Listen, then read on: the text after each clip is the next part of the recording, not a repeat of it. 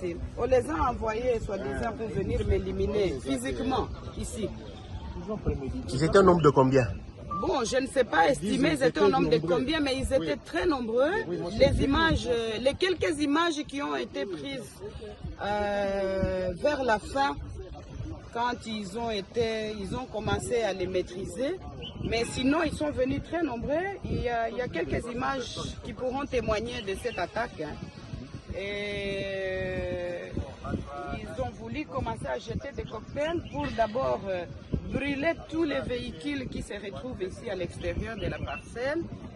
Et puis, avec intention de forcer le portail pour rentrer jusqu'à l'intérieur de la résidence. Et en résumé, moi je dirais que tout ceci est la conséquence de la violation du périmètre sécuritaire de la résidence du président honoraire de la République démocratique du Congo, Joseph Kabila Kabange, qui, selon moi et pour moi, est et restera le père de la démocratie de ce beau et grand pays, la République démocratique du Congo. Nous allons résister parce que nous sommes dans notre pays. Nous sommes nés ici, au Congo. Nous avons grandi ici. Nous avons étudié ici. Nous produisons jusqu'aujourd'hui ici au Congo. Je ne sais pas si c'est ce genre de bandits qui peuvent nous convaincre d'abandonner notre pays et notre population. Non. J'interpelle le président de la République actuel. J'interpelle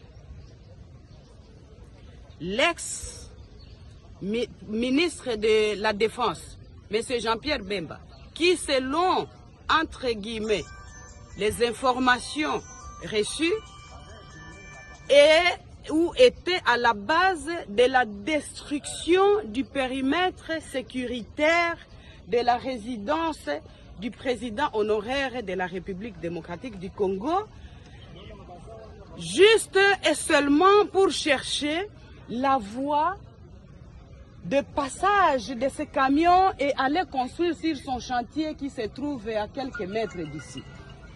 Vous voyez maintenant les résultats de ce que vous avez cherché. Vous êtes content. J'en profite pour demander à Dieu, mon Seigneur, et faire les vœux que, mon Dieu,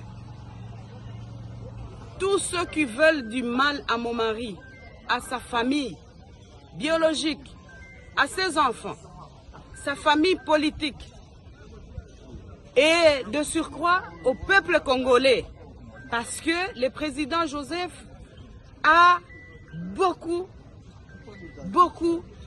de gens qui espèrent en lui. Je vous demande, Seigneur, dans votre justice, de vous en occuper, parce que il a mal fait de rendre certains importants. Il a mal fait peut-être de valoriser certaines personnes qui, de leur vie, ne pouvaient jamais imaginer même porter une veste et avoir le respect qu'ils ont aujourd'hui.